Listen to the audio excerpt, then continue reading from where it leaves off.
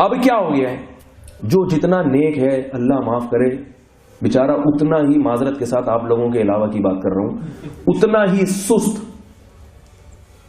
جو خاتون جتنی نیک ہیں کام کاج میں اتنی ہی سست. بلکہ میں دیکھتا ہوں کہ جو دنیا دار عورتیں ہیں نا وہ اپنے جسم کو یعنی فٹ رکھنے کی زیادہ کوشش کرتی ہیں. جو دیندار عورتیں ہیں وہ اپنے جسم کی فٹنگ کی اور اپنے آپ کو مینج کرنے کی کوشش کو سمجھتی ہے کہ یہ کوشش کی تو اللہ کا عذاب آ جائے گا ہمارے اوپر. اللہ کہیں گے کہ تم نے دنیا کی فکر کیوں کی، لہذا وہ 12 بجے سو کے اٹھیں گی. ایکسرسائز کا تو سوال ہی پیدا نہیں ہوتا، کیونکہ اسلام میں یہ تصور ہے کہ اسلام میں عورت کے لیے ایکسرسائز کرنا حرام ہے. بہشتی زیور میں نے بچپن میں پڑھا تھا، اب نئی بہشتی زیور پتہ نہیں ہے یا نہیں، اس میں لکھا تھا کہ بھائی خواتین کو چاہیے کہ کوٹھے پہ سیڑھیوں پہ کوٹھے پہ جایا کریں اور سیڑھیوں سے واپس آیا کریں. وہ حکیم الامہ نے اس زمانے کی خواتین کو ایکسرسائز سکھائی تھی کہ بھائی کچھ نہیں ہوتا تو سیڑھیوں پہ اوپر جایا کرو. اب کوٹھے پہ پتہ نہیں جا رہی ہیں وہ کس نیت سے جا رہی ہیں، اللہ کی پناہ. تو اچھی نیت سے یعنی جائیں ایکسرسائز کی نیت سے، چھت پہ جائیں چھت سے واپس آ جائیں. تو وہ یہی تھا. تو یہ مطلب ہمارے اکابر نے اس کی طرف بھی توجہ کی ہے کہ یہ گھروں میں پڑے پڑے موٹی ہو جائیں گی، صحتیں خراب ہو جائیں گی ان کی. تو جب آپ مذہب کو سامنے رکھ کر دوڑ لگاتے ہو تو آپ کی اسپیڈ کو پھر پکڑنے والا کوئی بھی نہیں ہوگا، کوئی بھی نہیں. لیکن ہم اس حوالے سے ہمیں شاید نالج نہیں ہے یا ہم اتنے سست ہو چکے ہیں کہ ہمیں جتنے فضائل سنائے جائیں ہم پھر بھی اس پر آمادہ ہونے کے لیے تیار ہیں. جتنا نیک بڑا نمازی ہوگا اتنی بڑی اس کی توند ہوگی. اتنا موٹا تھا اتنی بڑی توند ہوگی اس کی. مسجد میں امام صاحب مصلی تک کیسے پہنچتے ہیں؟ سب امام نہیں، جو کھاؤ پیو قسم کے ہیں ان کی بات، حق کی بات نہیں کر رہا میں. کھاؤ پیو کیسے پہنچتے ہیں؟ جیسے دلہن کی کسی زمانے میں رخصتی ہوا کرتی تھی نا، تو کیسے آرام آرام سے خرامہ چلتی تھی. وہ حیا آ رہی ہوتی تھی، شرم آ رہی ہوتی تھی، اس کو دھکا لگا کے لے جا رہے ہوتے تھے. بڑی مشکل سے رو رہی ہے، پھر گاڑی میں نہیں بیٹھ رہی، پھر دھکا لگا کے بٹھایا اس کو گاڑی میں، اور ایسے نزاکت کے ساتھ چل رہی ہے. ہم بچپن میں تو دلہنیں دیکھتے تھے، چھوٹے پردہ وردہ نہیں تھا اس وقت. تو میں دلہن کی ایک چیز نوٹ کرتا تھا کہ صبح ناشتہ جب ہوتا تھا نا دلہن کے، ہمارے جو رشتہ داروں میں جو شادیاں ہوئیں تو ان میں دیکھتے تھے کہ صبح ناشتہ میں جو ہے نا دلہن بڑے ڈیسنٹ طریقے سے ناشتہ کرتی تھی. صبح ناشتہ تو ہوتا ہے نا دلہن کا 10-11 بجے ناشتہ آتا ہے، تو ایسے نوالا بنا کے ایسے تمیز سے کہ لپسٹک بھی خراب نہ ہو، اور ایسے شرم سے، وہ شرم اس کی 1 ہفتے تک رہتی تھی، اسی حساب سے کھاتی تھی پیتی تھی. تو امام جو آج کل ہے نا دلہن کا تصور، جب میں نے ایسے اس طرح کے اماموں کو دیکھا جب میں ذرا بڑا ہوا تو میں نے کہا یار یہ بالکل وہی لک آ رہا ہے ان میں بھی. میں تو نوٹ کرتا ہوں میں کہ وہی لک آ رہا ہے جو ہم دلہنوں میں دیکھتے تھے کہ ان کو ایسے آرام سے نماز کے لیے مصلی پہ ایسے آرام سے آ رہے ہیں کہ دل چاہ رہا ہے بھائی نیچے بیرنگ لگا کے دھکا دو، تھوڑا تو اسپیڈ پکڑو بھائی. اتنے آرام سے پھر جھکے ہیں رکوع میں تو اٹھا ہی نہیں جا رہا. اب سجدے سے جب قیام کی طرف جا رہے ہیں تو اللہ اکبر وہیں سجدے میں ہی پورا ہو گیا، یعنی وہ تو جلدی ہو گیا. نبی اور صحابہ کرام کتنے چست تھے. سلمہ ابن اکوع رضی اللہ تعالی عنہ گھوڑے سے زیادہ تیز دوڑتے تھے. کیا وہ مولوی نہیں تھے؟ بولو بھائی، صحابہ تو سارے مولوی تھے نا، اصل مولوی تو وہ ہیں جن کے علم کو سیکھ کر ہم مولوی بنتے ہیں. ایک دفعہ نبی صلی اللہ علیہ وسلم کے صدقے کے گھوڑے لے کر ایک یہودی یا کوئی منافق بھاگ گیا، چوری کر کے بھاگ گیا. گھوڑے تھے وہ. اب جب گھوڑے لے کے بھاگا تو گھوڑے کی سپیڈ سے ہی بھاگا ہوگا نا.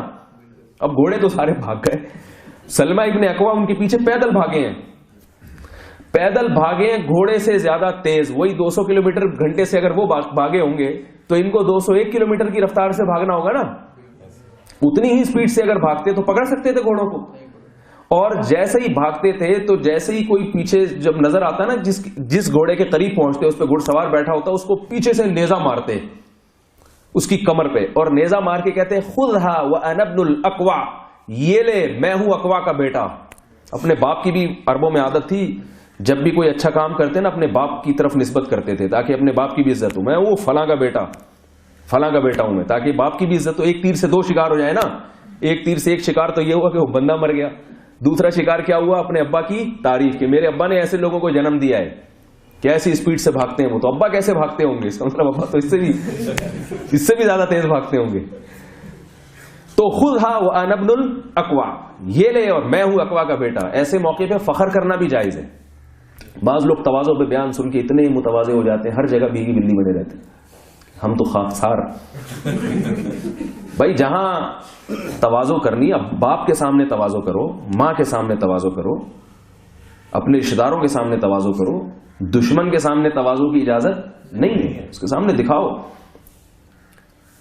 اس میں دکھاؤ ہم طاقت ہے، ہمارے اندر قوت ہے، ہم ڈرنے والے نہیں ہیں. اس میں یہ تکبر نہیں ہے. جہاں جس چیز کا اللہ نے حکم دیا وہاں وہ کرنا پڑے گا. تواضع اپنے بڑوں کے سامنے، علماء کے سامنے، بزرگوں کے سامنے، ان کے سامنے شو مارنے کی کوشش نہ کیا کرو، یہ اللہ کو پسند نہیں. اور دوستوں کے سامنے بھی تکبر نہ کرو. دوست بھی آپ کے برابر کے ہیں تو ان میں بھی شو بازی نہ کیا کرو، اس کو اپنے سے زیادہ بہتر سمجھو. تو پہلا نیزہ مارا خذھا وانا ابن الاقوع، میں ہوں اقوا کا بیٹا. پھر دوسرے کو پکڑا، اس کو مارا خذھا وانا ابن الاقوع. ایسے ایک ایک کو مارتے جا رہے ہیں اور گراتے جا رہے ہیں. اور ہر دفعہ نیزے پہ یہ کہتے ہیں یہ لے میں ہوں اقوا کا بیٹا، یہ لو یہ ہے تمہارا تحفہ. سارے گھوڑے چھڑوا لیے. تو ایسے دلہن کی طرح چل رہا ہے دیندار آدمی، کیونکہ چلہ لگا کے آیا یہ. ابھی تبلیغ میں آپ نے دیکھا جو بزرگوں کو، اکابر کو، وہ کتنے چست ہیں. میرا تو بہت دنوں سے جانا نہیں ہو، کبھی کبھار اجتماع میں تھوڑا بہت چکر لگاتا ہوں، لیکن بچپن میں جاتا تھا تو میں دیکھتا تھا کہ جو بزرگ حضرات ہیں وضو کیسے کرتے ہیں. میں نے نوٹ کیا وہ ایسے پھرتی سے نکلتے ہیں وضو خانے کی طرف اور 2 منٹ میں وضو کر کے واپس لوٹتے ہیں. آدھی چیزیں لیتے ہیں بزرگوں کی اور آدھی نہیں لیتے، تو عجیب سے بن جاتے ہیں. نہ ادھر کے رہتے ہیں نہ ادھر کے رہتے ہیں، ٹھیک ہے، نہ ادھر کے نہ ادھر کے. تو یہ سستی اور کاہلی دنیا میں کسی قوم کو ترقی کرنے دے گی؟ سوال ہی پیدا نہیں ہوتا.